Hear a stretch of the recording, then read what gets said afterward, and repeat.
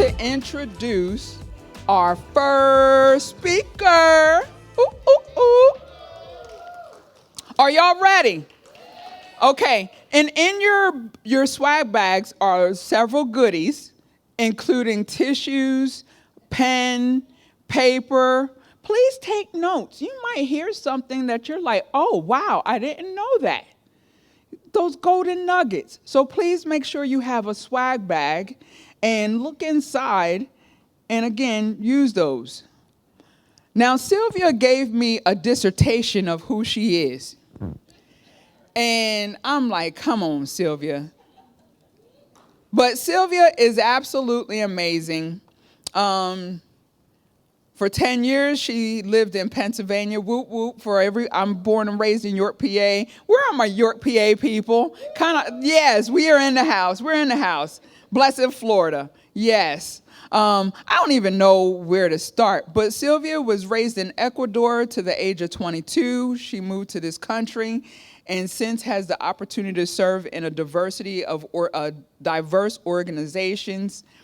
She lived in Pennsylvania, served in programs. I'm skimming through here. Northeast Florida Human Trafficking Coalition that she's a part of. Grace Ministries she was a part of. Breaking Chains. Let me tell you, Silvia is an extraordinary, compassionate missionary. She is in the trenches, the front lines, always. And I had the pleasure of meeting Silvia in 2021 because she was a speaker when I did the conference, when I brought the conference here in Jacksonville then. And I love Silvia so much. We've kept in touch over the years. I needed to bring her back. I can't be in Jacksonville and not have Silvia. And so if you please put your hands together. Silvia's presentation is Human Trafficking One-on-One Awareness. Silvia Almond, Human Trafficking Awareness One-on-One. Give her a hand, everybody. Thank you. Yeah, my presentation is just to bring you awareness and education about human trafficking, what is going on in our city, what is going around us. If you can start my presentation, I will start right on to.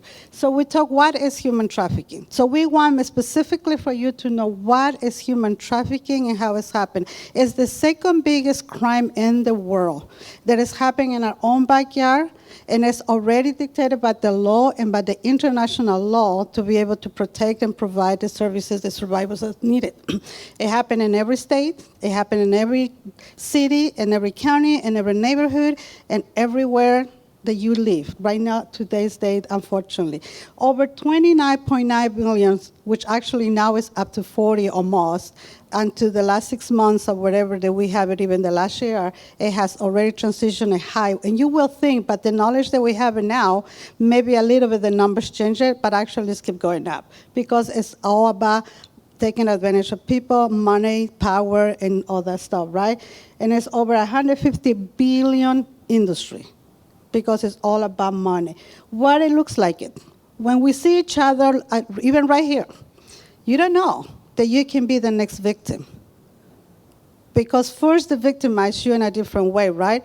They look anybody, children, mothers, your sister, your brother, a completely family, a foreigner, it could be in the schools, no matter how old you are, no matter what is your background, no matter what is your ethnic ground, no matter what is your color, no matter what is your power of in the city, no city, whatever you come from it.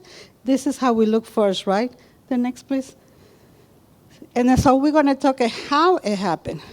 The people think it is human trafficking happened because they're going to come, snatch me, a kidnapping, all like that.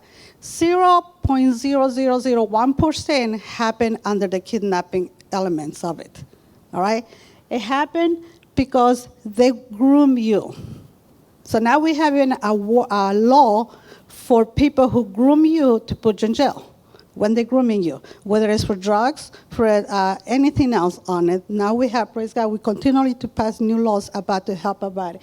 So once you be a victim, it will happen by force, fraud, or coercion.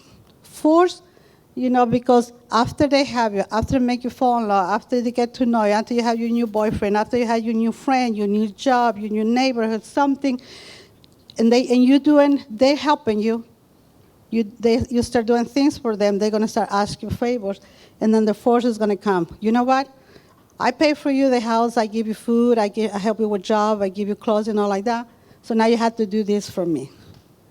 I'm going to take you to a party, I'm going to take you somewhere. Here at the house, my friends are coming. You know that I love you, you know I take care of you. So it's okay if you go with my friends. You've been forced, even you're afraid. You know, and then more fraud. You have to always watch about that. You know, they're looking for victims. They're looking for people first. Anybody of us who will look vulnerable. Vulnerable not just in the sense of our emotions, our emptiness. It's in many ways that we are vulnerable in today's society.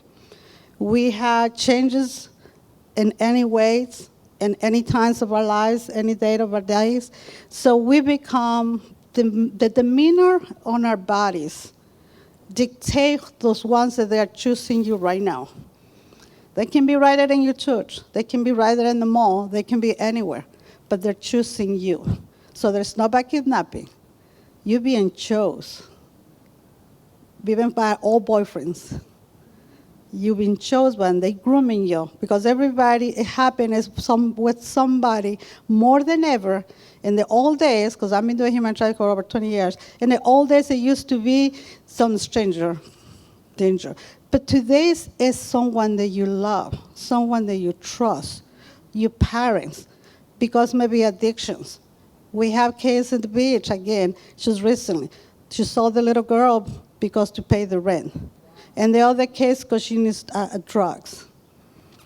So they are using your children. So that's what the vulnerability started in our homes. Your parents' best friends, your daddy's best friend coming to the house all the time. If you see your daughter, your child, your sister, your wife either, afraid they doesn't want to have any contact with your friend in your house, it's a sign there's something's going on. You know, sometimes we just go with all of our friends, right? We just go and say, hey, yeah. But there's times sometimes we say, I stay behind, and it happen again, and that's a sign that we have to observe, that we have to help us to protect ourselves, and always tell somebody what is going on. So it's happened, and what happened with the fraud, forceful incarceration, they are stealing your freedom. People think, and people always ask me, why they don't run away? Why they don't leave? They have out there, everybody think that they are all prostitutes, that they are right in the corner, they are right out there. They can leave. But become the fraud and corruption, they've been threatened. Because remember, it's always a familiar person who knows everything about you. And the threats that they will put it on you for the demand is, hey, I'm not your mom. I know where you live. I know where you used to go to school. I can go and kill them. I can go and show them these pictures. I can go and do this for you, so you better stay here. You know, so it's a very dangerous world once the girls are there, boys, women, children, you know, that stuff.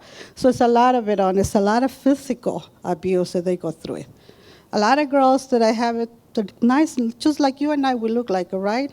Normal kind of thing in the sense, normality, because everybody thinking because we dress so pretty, we're normal, right? But we're going through so much stuff on it that we don't tell to nobody. And that's what it happened. When somebody start telling us, you know, yeah, they listen, and they let you hear what you want to hear, but not what you needed. And then they will get you in the grooming part of it, and then we have you. You know, they will take you into conditions that they are not acceptable to any human live to live that way either. They will keep you captive. Where are brothels in this country, in our city it is in our own homes. It's in hotels. Everybody think it has happened just in the other side of town, just in the, you know, this type of neighborhoods, this type of people. The head of the human trafficking operations, believe it or not, worldwide, because I'm going somewhere there, they are an American and a business person. Because this is a business, remember, to create thousands of money. So can you pass the other, please? So, you know, how are they going to do it? They're going to target you. How are they going to target you? By getting to know you. By just to buying you. They could be in the church. Even in the church, we're not safe. That's why we're just looking for God, not for the guys in their church or the wives, right? They target you. They trick you, making you fall in love, making you feel that, this is the friend that I was looking for. My gosh, I need that girlfriend. I am alone for too long. I need a girlfriend to talk, to cry. They're tricking you into with a lot of lies. They traumatize you eventually. They're going to traumatize you and put the fear on it. Fear paralyzes people, right? Fear paralyzes actions to go on and move forward for us to be able to get whatever we need to be going. So the traumatizing is a lot of bit of fear. It's not just the physical trauma that they got, it is all of that manipulation, all that going back and forth with you. Sextortion. Today's date, we have that number one, the sextortion part with children in the schools, among us, and all like that. They're looking constantly to intimidate you, to make you believe, because it's a make-believe, because that's what you need, and you want to hear it. So they're making you believe that they care about you. If you don't learn to take care about yourself and love yourself, no matter you're a little chubby, no matter what it is, because we look at the outside appearance, right? But if we learn to love each other for the way we are, yes, we do need people to love us. But we don't want to go with the first person to kind of, groom us in the kind of love because of our insecurities, because of our vulnerabilities, because of lack of me being single, I have this all the time. Poor you need a husband. Let me find you somebody. Let me hook you up with somebody. Let's do it, And I said, but do you see me that I need it? Do you see me desperate? Do you see me that, oh my gosh, yes, I'm going? And Mama, so that's the part that you have to be secure of it. Do you see me, I'm miserable because I don't have a little body beside me? So that's the security that you have to find yourself on it. To know and God will provide a husband no matter how old you are, right? You're not sure of that. But it's not like everybody, okay, yeah, let's do it. Let's go to the church. Let's go to the mall. Now the mall has bars where they serve alcohol. Now it become a day site, even for teenagers. Because there's a bar in the movie theaters. It's not like the old days that you would just go and hang out there and watch a movie. Now it's a bar. Any adult can buy an alcohol drink right there in the movie theater. And I see that happen because I'm a movie fanatic. So I do that. May I have the other one, please? What happened in Jacksonville? What happened in Florida? I remember, since I've been doing it here in Jacksonville for 17, 18 years, we continually to be the third largest state in the whole country. Jacksonville, until last year, was continued to be the third largest city. Now, little by little, we are going between the fourth and the fifth, fighting between Tampa, Ocala, and things like that. Miami continued to be the first ones, Orlando, big time. Why? Because of the agriculture, tourism, and hospitality industries. All these stories that you hear about Disney World, all the parks, all the things that the media tries to take it away, that's the number one hub to exchange children, to exchange women. And we pay hundreds of money to them. I don't put them down, no, but that's just the reality. And people don't want to hear about it. The reality is where the transactions is happening. Because we have so many myths in our mind, and I have a lot of teaching about the myths of our brain, that it says if I go here, I spend all my money because it's everything constantly based on money. I live in this neighborhood. I work so hard. We all, no matter if we are foreigners, not just the foreigners, we come here to have a better life. You all too. You want to have a better house than your parents have, right? You want to move to a better neighborhood than when you grow up, right? So that dream is the same for all of us. And that is our weakness, literally. Because it's happened right there in your neighborhood. The awareness for looking at your neighborhood is because that house already said be aware with the dog, without even having a dog. The blinds are closed 24/7. Cars coming and going. In the old days, we used to have the noisy neighborhood, right? The neighbor who we watch who's coming, who's going. We like that. I like to have one of those yet. Because he knows he's going to protect you. And he's going to question and going to let you know, hey, that truck is there. That van has been coming again. You know what it is, that van here in our neighborhood? That car is coming back and forth. In nighttime, those lights, there's a lot of cars coming and going. And we don't have time to even stop and breathe, and even barely we make into apartments, our houses. Our houses become like a hotel. We work all day, we come, we shower, we rest, we leave the same thing the next day. We don't know nobody. So that's how we are. What is the other states that happen is New York, California, Texas, very big in human trafficking, okay? Only in 2013, just over here in Florida, cases that they are being reported. There's many cases that they are not being reported because of fear, because many children disappear, many women going for jobs, seeking, things like that. But this is the numbers, and it's very low. For the quantity of people that we have that is missing, children, women, whatever, that number is very low in 1 year, very low. Same thing, and most of them, half of that are children. I also work with children. You know, most of it, they are children. The statistics in the United States, it says from the age of 12, but literally 8 years old, I have survivors from 8 years old in this country. In other countries, it could be 5, 6 years old. But here, 8 years old. We used to teach human trafficking prevention to the high school. Then we went to the middle school. Now we had to go to the elementary school. And now, today, we have to go even to kindergartens. It's no longer the safety neighbor, the safety friend, don't talk to strangers, things like that. In Florida, we are the hub where everybody comes here. From here is where they're going to be going all over. Why?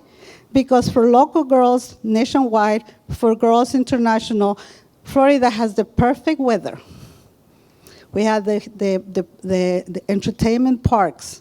We have the beach, we have the water, we have everywhere. And this state, more than any other ones, Maryland and other ones, people have their own port of entries in boats. I have friends that have a boat. They can take me from here to Fernandina Beach. Nobody stopped me. There's no border patrol there. Once in a while they are. They are border patrol. I had to ask what you're doing here, and I remember, oh yeah, they're working in a case.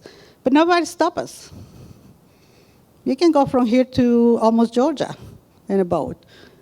Nobody stopped me. Nobody said, hey, where you going? You're almost in the borderline for another state. Oh, no, we're just going to this restaurant, and my friends know we're going to stop there. You can stop right at the restaurant, coming in and out, and eat.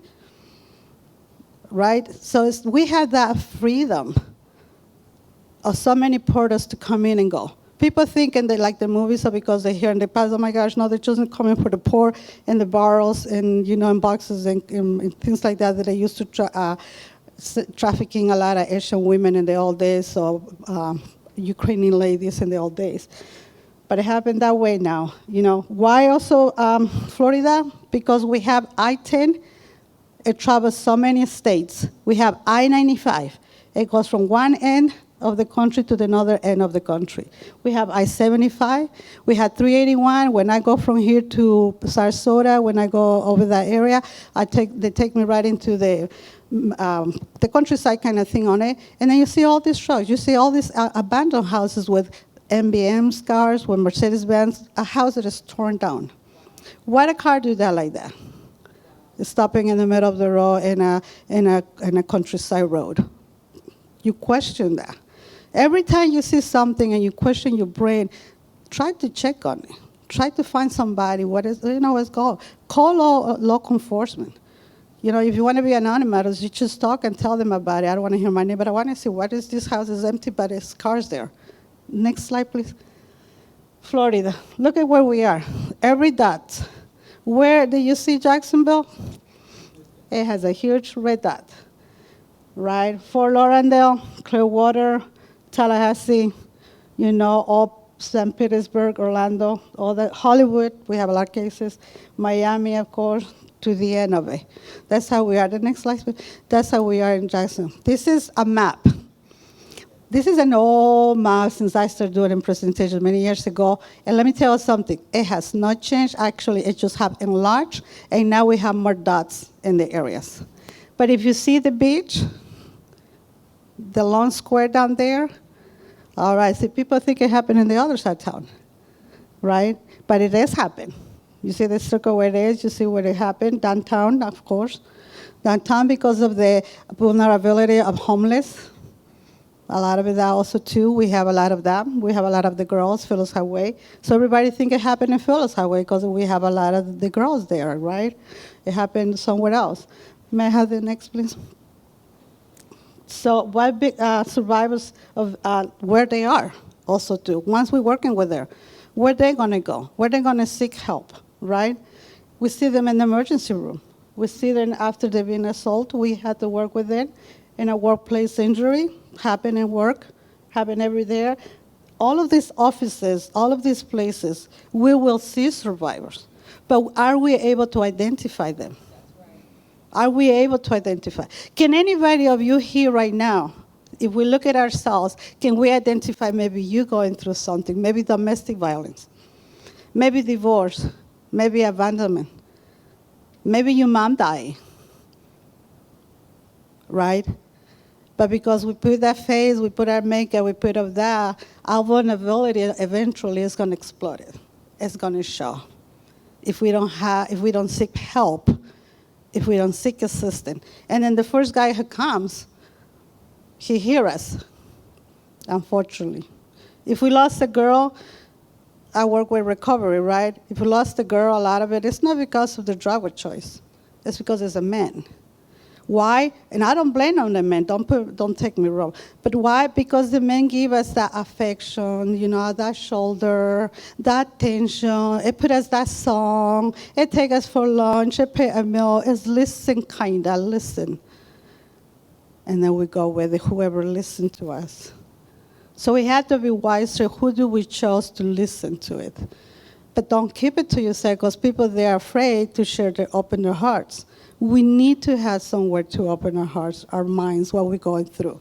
We have to, so when the trauma happens, we don't explode in anger, and we do things that we may regret, right? So they're all over. It could be here. We're all over. Can you change it?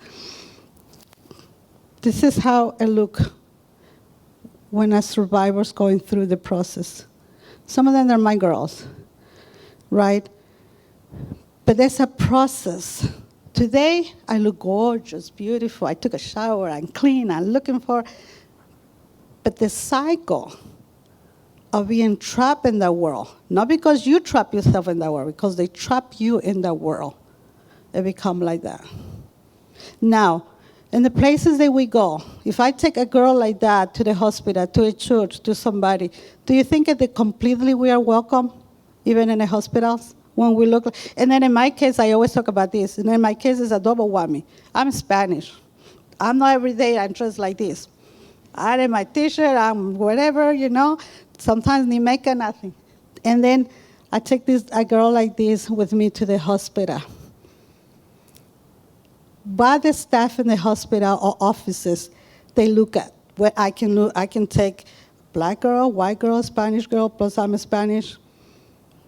They don't even look at Asian girl, anybody. They didn't even look at. If I don't stand up and speak up for them, we can be sitting there for hours. Just because of what we look. Just because of what we look.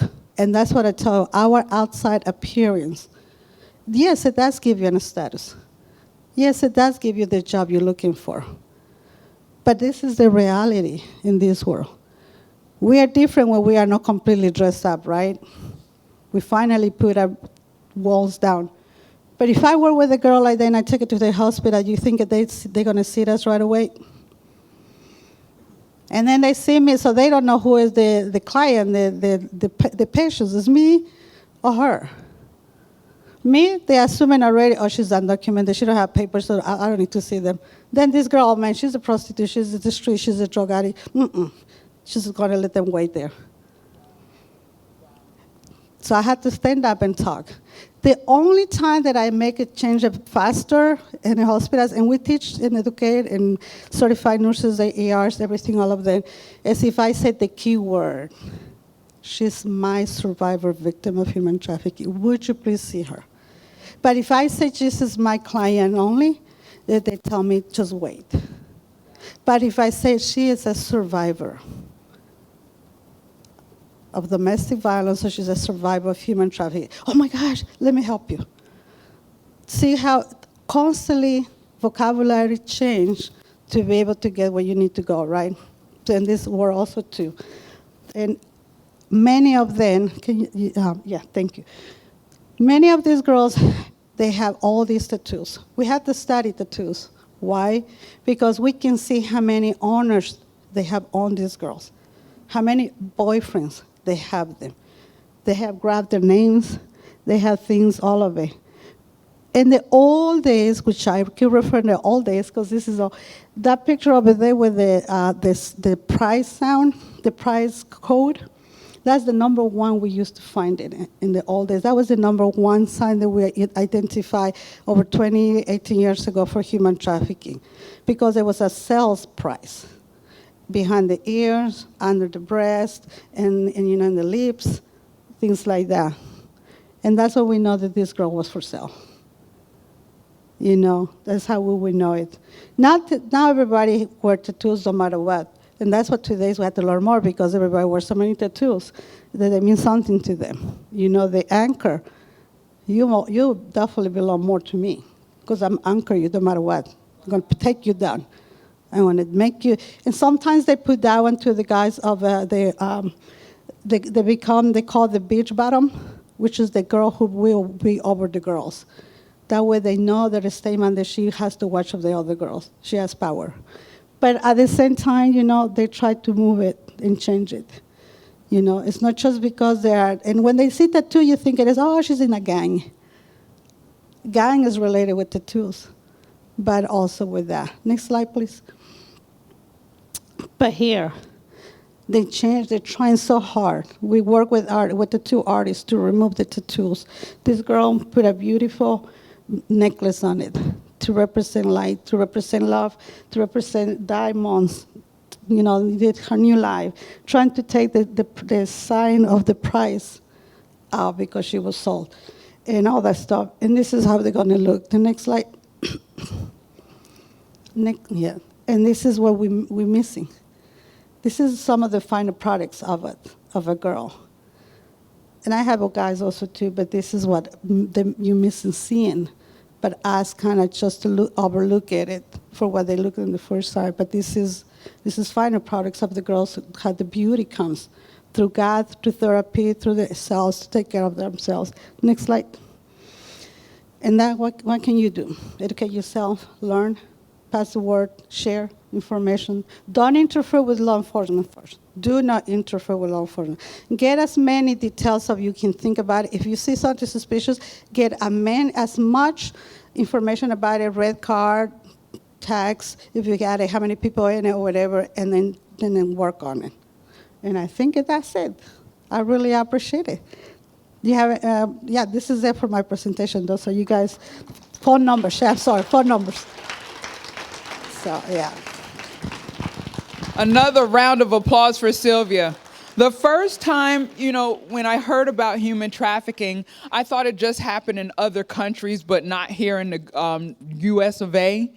And when I hosted the conference in Charlotte, North Carolina,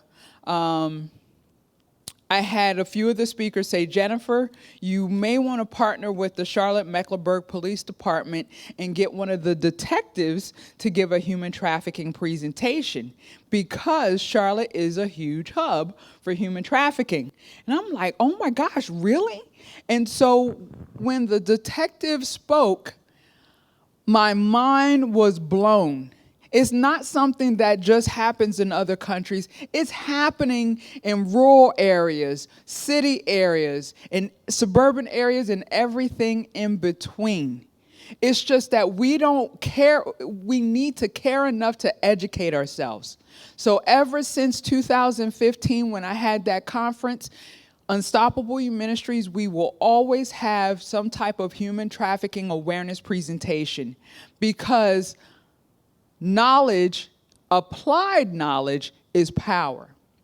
And we are losing our young ones at an alarming rate, because they're being raised in single-parent homes or in and out of adoption, foster care, all those things that make them vulnerable because they're looking for love in all the wrong places.